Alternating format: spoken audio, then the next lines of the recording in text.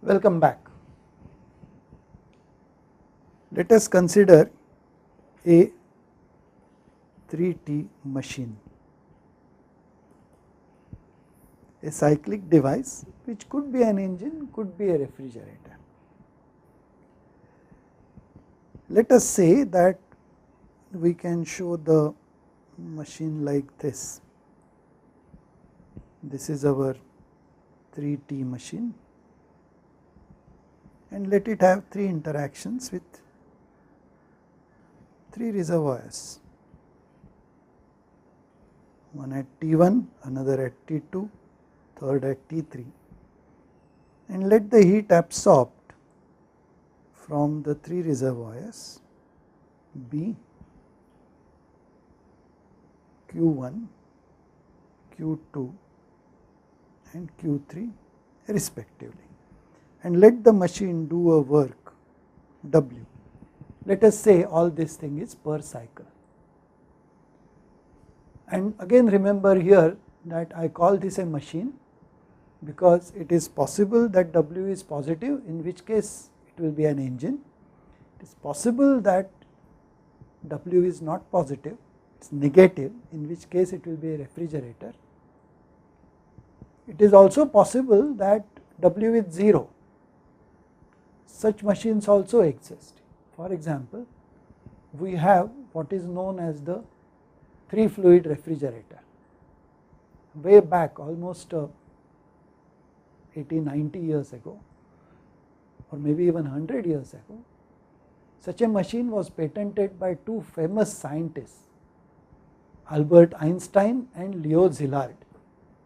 So that is a machine where heat is extracted from a low temperature reservoir and heat is rejected to another reservoir, the ambient, and heat is also supplied from a high temperature reservoir. There is no work interaction.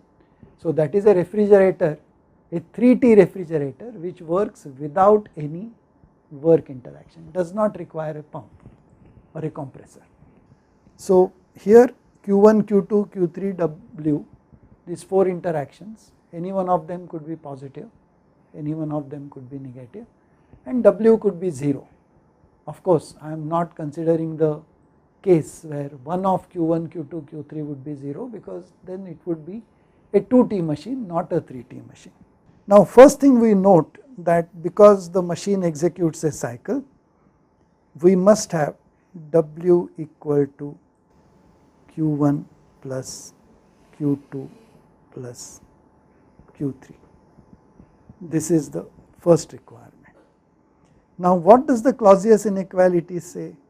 The Clausius inequality, if it pertains to this machine, would be if I extend the boundaries of my machine to the 3 reservoirs like this, then for this extended system the Clausius inequality would be Q1 by T1 plus Q2 by T2 plus Q3 by T3 is less than or equal to 0.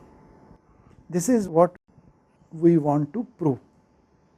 Again, let us attack this problem by the technique of reductio ad absurdum. We say, let us assume that what we attempt to prove is not true. So we assume that Q1 by T1 plus Q2 by T2 plus Q3 by T3, we say let us assume it to be greater than 0, and let us see what the consequence of this is. And of course, in second law we know the trick. We see whether with this assumption we can set up a 1T heat engine. If we can set it up, that means we have violated the second law of thermodynamics, the Kelvin-Planck statement of the second law of thermodynamics. And if we are able to violate that, that means our assumption is wrong, and then the Clausius inequality is proved. Let us do the following. Let us have a reservoir at some temperature T0, and let me have 3 machines. The first machine a reversible one, let me call it R1, takes the required amount of heat from the reservoir at T0 and provides to the reservoir at T1 exactly the amount that the reservoir T1 provides to the system.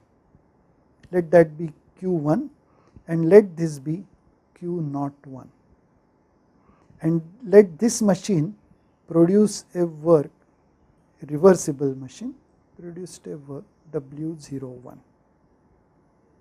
Similarly, this machine R2, let it absorb Q02 from the reservoir at T02 and provide exactly Q2 to the reservoir at T2. Let it produce work equal to W02, and let the third reservoir absorb heat equal to Q03 and provide heat equal to exactly Q3 to the reservoir at T3. This is also a reversible machine, and let it produce a work W03. Now remember, R1, R2, R3 are not necessarily engines. If, for example, T1 happens to be lower than T0 and if Q1 happens to be a positive number, then R1 will be an engine. In some other cases it could be a refrigerator. The signs of W, Q1 and Q01 will appropriately change, but our symbolism is as indicated. Now let us look at what W01 will be. We will notice that W01 is Q01 minus Q1, first law, and then let us write this as Q1 into Q01 by Q1 minus 1. So this is the first law, this is algebra, and then we notice that because the machine involved R1 is a reversible 2T machine, Q01 by Q1 can be written down as equal to T0 divided by T1. So this is because R1 is a reversible 2T machine. In a similar fashion, we will be able to show that W02 is Q2 into T0 by T2 minus 1 and W03 equals Q3 into T0 by T3 minus 1. Now let us go back, consider a machine which is this. It contains everything except the reservoir at T0, this machine. What does it do? Let me go back and sketch a separate. The combined machine interacts with T0. The interactions are 3 heat interactions, Q01, Q02, Q03, and the work output is W from our original machine plus the 3 engines or 3 machines which produce W01, W02, W03, and this system is a cyclic device because it contains our original system, which is a cyclic device.